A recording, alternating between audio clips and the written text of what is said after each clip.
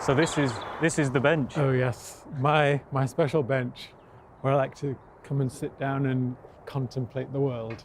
It's a nice bench. Yes, there are positive things going on here, and Rotherham Open Arts Renaissance is a big part of that. So they're helping to engage in the artistic community that does exist here, but which has a difficulty of connecting with the outer world because we feel that we're so cut off from the rest of the world. Everything artistic that goes on, it seems that it's always happening in the big places like Sheffield and Leeds and Rotherham's. We feel like It's not happening in Leeds or Sheffield. But I know what you mean. Yeah. But what is happening in Rotherham, it's like more personal to us because it's coming from us and not from outside. Yeah. We're building it up from the ground up. And there's lots of things happening. There's not only Rotherham Open Arts, there's Open Minds Theatre Company. Yeah. There's a thing called ROMP, called Rotherham Open Mic Performance. Everything's open. Yeah. That's really we want interesting. to be open to the rest of the world. What I always think is very interesting with writing and maybe with writers, and knowing that you've written a play and that sort of stuff, is you're not necessarily the one that fronts it or has to perform it. How do you feel about in terms of sharing what you produce? Is that important? It is important that I share what I've created, because for the longest time it was just me on my own, just writing. But it's only in very recent times, with my involvement with Rotherham Open Arts, that I've been able to share my work with the world. I didn't feel confident enough to go out to the big places. So I thought for my first project, it would be best to stick to home. For my next project after this, it's going to be a rock opera. A rock opera? Yeah, about, it's called... That's quite a jump. I know, I'm nothing if not ambitious. It's going to be a 3-hour Wagnerian rock opera, which will be about men with big moustaches who duel with handbags. And there's also going to be a lost tribe of barbarian warrior babies, who are the oldest babies in the world, who could be 1 or 2 or 450 billion years old. Nobody knows for sure. When you say you had an imagination, that's incredible. And it's 3 hours long.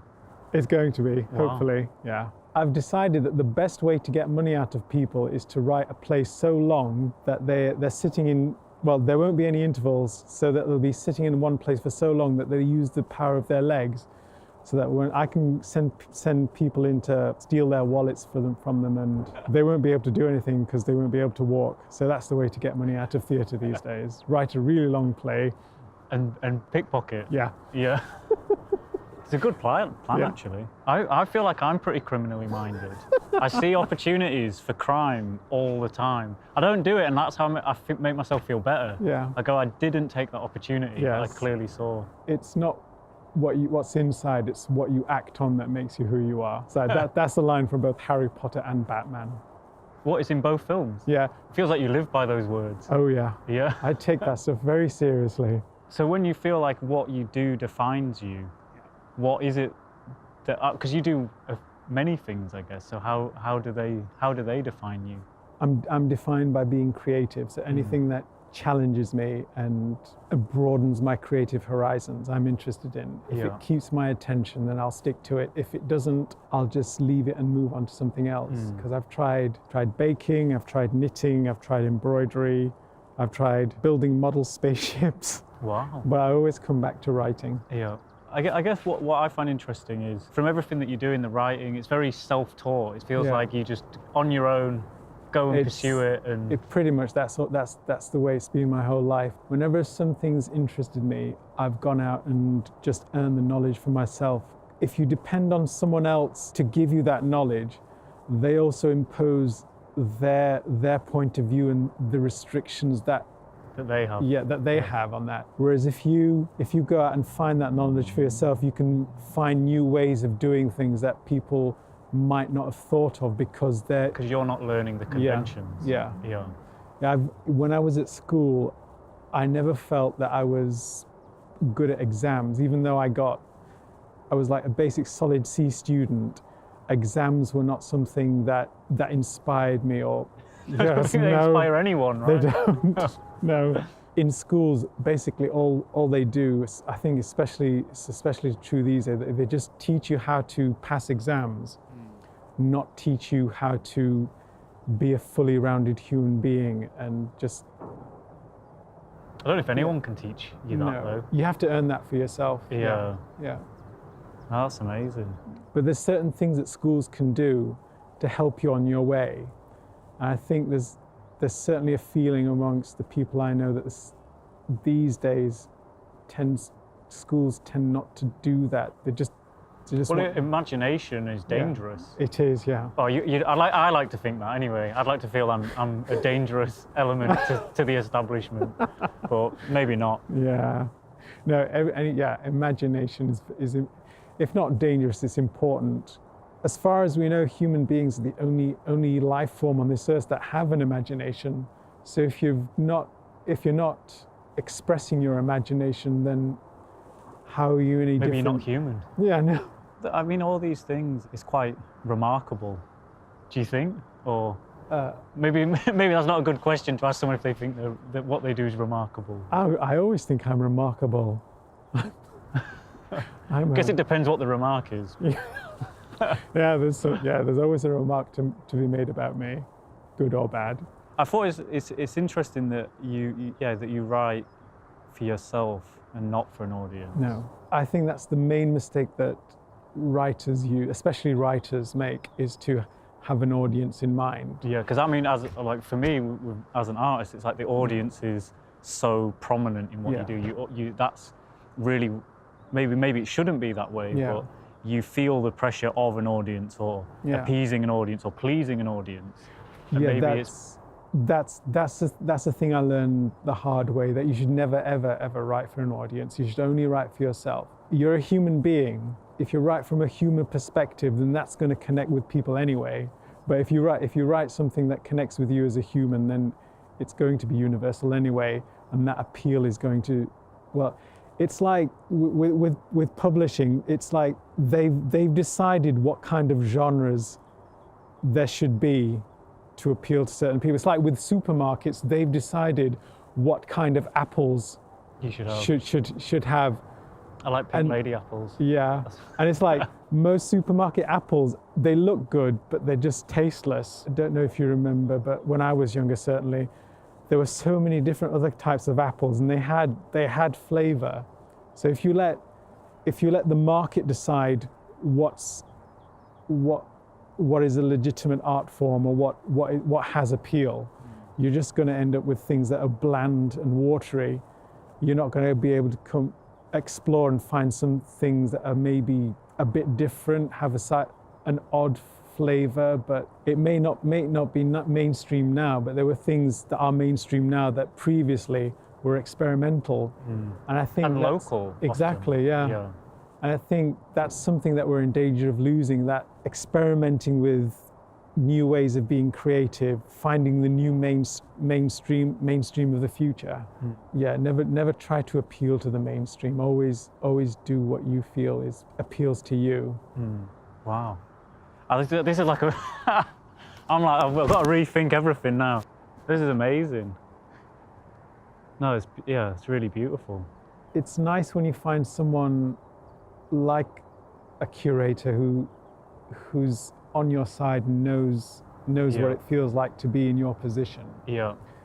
Sometimes it feels like the people who are in charge of things, who are in control of getting things out there, just don't really have a connection with the creative impulse. Yeah, well, it's like tastemakers, isn't it? Yeah. Like the idea of a tastemaker. That's something taste is a really complex thing, because often tastemakers usually have acquired taste, so, and how do you introduce, like actually exactly like you said with the apples, how do you introduce something new, a new flavor, a new taste, and someone want to take the risk on that? On one hand, you feel compelled to want to take those risks, but also conscious that sometimes you can't. Yeah. Most of the time, the reason why people feel they can't take a risk is because of the financial element. Yeah, massively. Because there might not be an appeal for the thing that they're trying to do. It might appeal to just one or two people. Those one or two people are not going to pay the bills. So they feel they have to take the safe route. and just compromise their vision Yeah. just to appeal to more people. I don't feel like I ever want to be in that position where I have to compromise what I do. I think that's maybe a big part of the reason why I'm not a big name in publishing.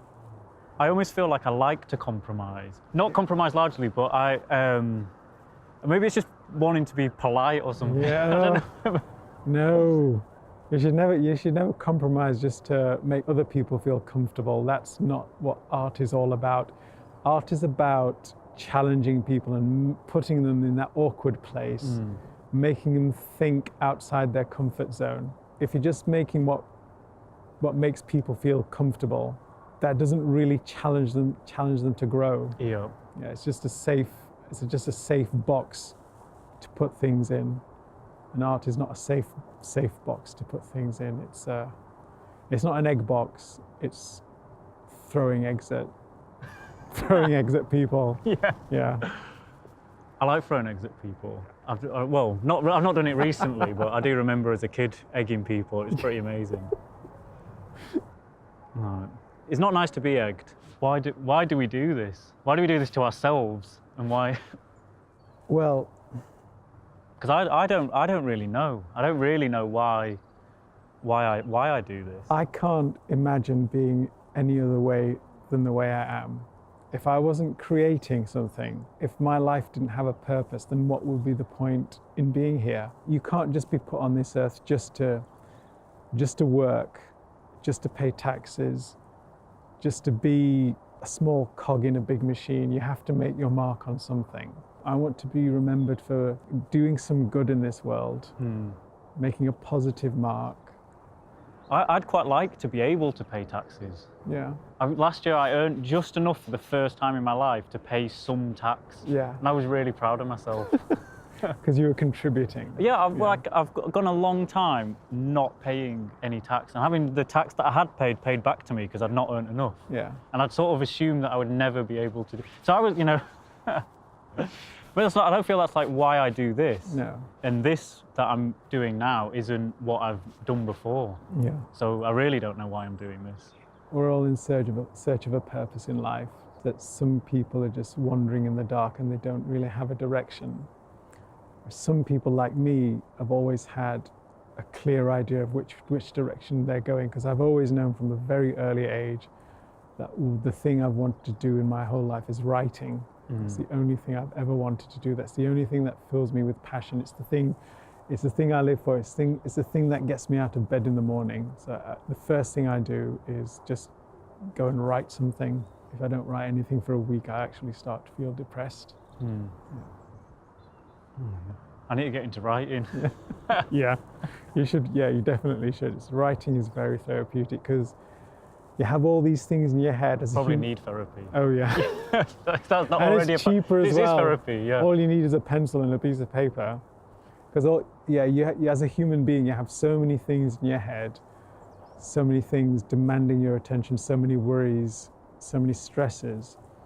It's just nice just to put them into some sort of context. It's like being awake but dreaming. That's what imagination is about. It's like dreaming while you're awake. Yeah. But you're I don't more... dream while I'm asleep. No. No, I've really got no imagination. Oh, you do. I have like a dream, a dream I remember. Maybe that's not very memorable dreams. Yeah. Everyone has an imagination. You just need to find it. You just need to find the thing that ignites your imagination.